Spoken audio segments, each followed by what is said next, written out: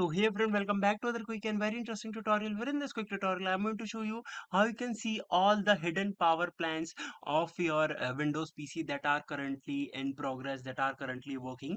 Now, in order to do it, just simply open the command prompt as and make it sure to run it as administrator to avoid any further issues. Make sure to run it as administrator. If you won't do it, it will also work, but it may cause some errors.